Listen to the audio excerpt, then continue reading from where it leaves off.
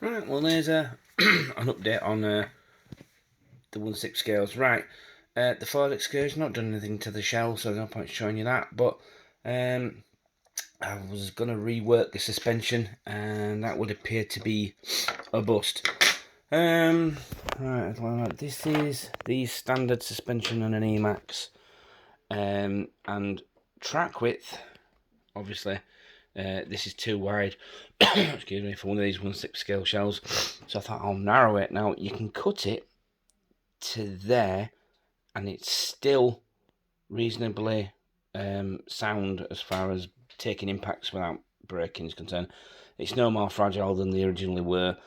So I thought I'll just cut them down, but that takes me to within like 2 centimeters of where I need it to be, so the wheels would still stick out by a little bit, and I want these to proper tuck under the arches like a road going. I was gonna like a lowered street version. Was that I'm gonna make it a drifter.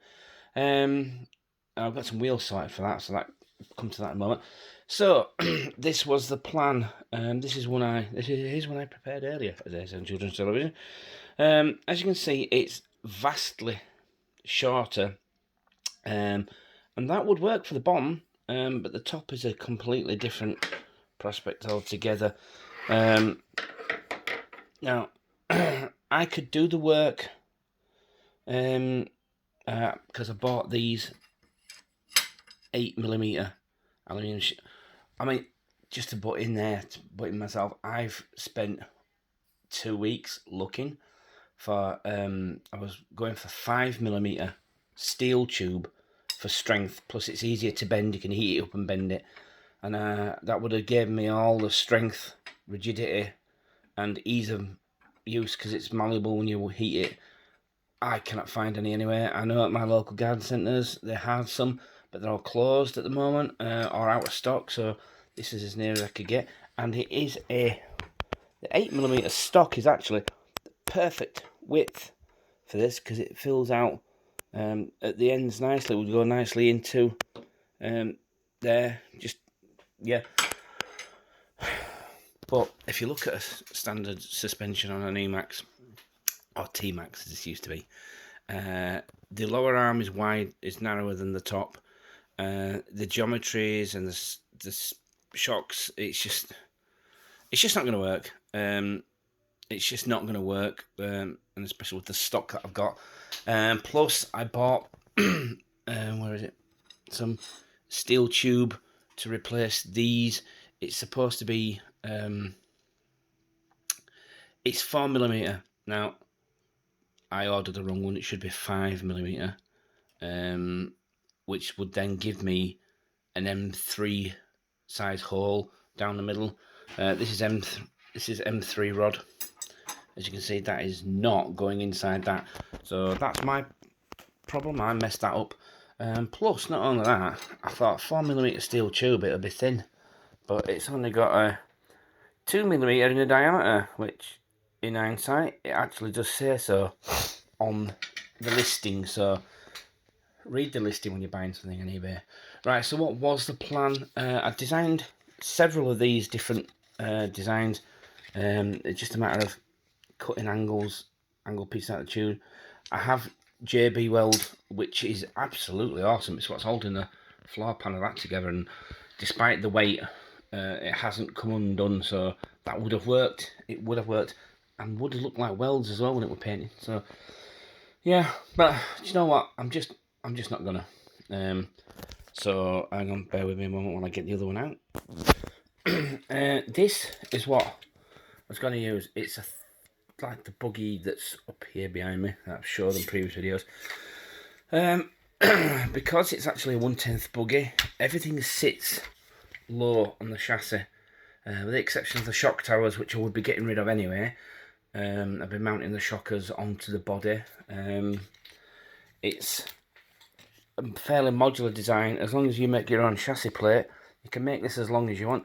The only issue would be the centre drive shaft, which I can do anyway. That's not a problem. I've got lots of aluminium tube and drive cups and stuff like that, so that is easy. It's just, like I said in the previous video, all these little drive cups here, and these drive shafts are not very strong. They look like steel, but I think they actually made of pig iron. So I didn't want to use that, but it's looking like I'm going to have to. So again, this one I'll just be leaving it intact then. Because the suspension on this is fantastic and more than able to cope with the weight. So, a bit sad. It's a beautiful plan. Just didn't work. Big yellow. What have we done? As you can see, I've got the original wheels back on. No other tyres were just good enough for the weight. As you can see, the tyres are flattening on that, and the thing just weighs so much. I've found out the 3-volt, the 3-volt lights will run off 4.5 volts, so I've wired them into the original circuitry, the electronics. I've managed to make a number plate light. Unfortunately, I had to sacrifice the rear lights to get that. I can rewire that later, but now that I'm running it off 4.5 volts, I can rewire it properly. I'm going to put proper headlights in it. I've got some position side lights on there. So yeah, what else was I going to show you? Oh yes, the wheels for the Excursion. Right, now these are the original wheels that came on these trucks. They had like a spinning rim in the middle, spinning disc in the middle. I took one off to do something and I thought, oh, they look quite cool. And so therefore I thought, these are, they're not quite 3.8, but they're bigger than 3.2s. So I thought they'll be good 1/8 drift rims at some point. It's just fastening them that's a problem, and I bought these. I bought them off Blacksmith Products off eBay. You just bolt them on the back. They come with, they replace the hex, the original hex. I won't be able to use them on this because there's this weird triangular nub on the end, which on the hex it has a triangular shaped recess and sort of lock on. But it's officially got 12mm hexes on as the outer fitment for the wheel, so I got some 17mm adapters, so it's running 17mm 1/8 wheels. So these will be the ones it will end up with. As you can see, there's a bit of a size difference. It would have just looked better with those, but we'll see. Oh no, hang on. I have some more adapters that could go on the back of these that actually have a hex.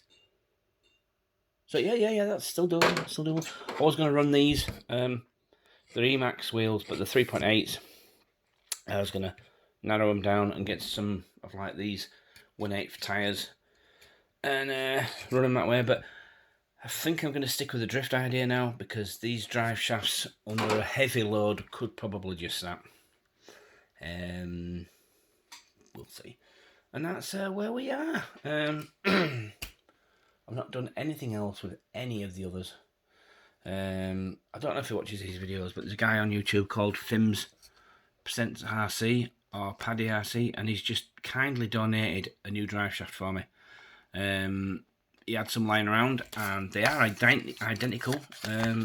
I've looked on the street, I cannot find the piece that fell off of the drive shaft, so we'll fully strip them and thread lock all the little grub screws, which is what's happened. The grub screws come out. Same problem as with those. See, there's only a couple of grub screws on these, and they go through the output yokes, the input yokes on the gearbox, on the diffs, and it's like a grub screw, but it's a linchpin as well. It goes all the way through, and it's like the plastic, and they never ever come out ever.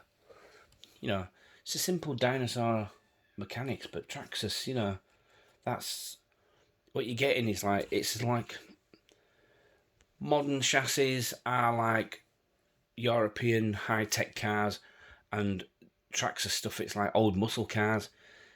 They're not particularly good, and when you find out the weak points, they are indestructible. So say what you want about Traxxas, I don't care. Yeah, I think that's it. I've not got anything else done. Time is it? Yeah, I scratched my damn watch doing this. I'm not happy. Right. Anyway, There you go. I'll have to wear my cheap watch next time. That's it, right? Thanks for watching, guys. Hopefully next time I've ordered some epoxy putty to do, and some plastic weld, so I can start finishing the roof on the shell for this. And hopefully I'll have a chassis sorted by the time I'm done. Alright, okay, guys. Oh, I'll tell you what. I put the weaker shock. I put the cheaper shocks on this for something else, and it's got a right wobble on it now. But they've got bump stops, so it can't go too far. So it'll be an interesting run when I get this thing back out as to how it actually handles now. Might have to do some more work for that. I think I might have to stump up and buy some good quality shockers, but they are not cheap. And given how heavy this thing is, they're going to have to be good quality, not cheap crap. So, there you go. Right, thanks for watching, guys. More updates and hopefully running videos soon.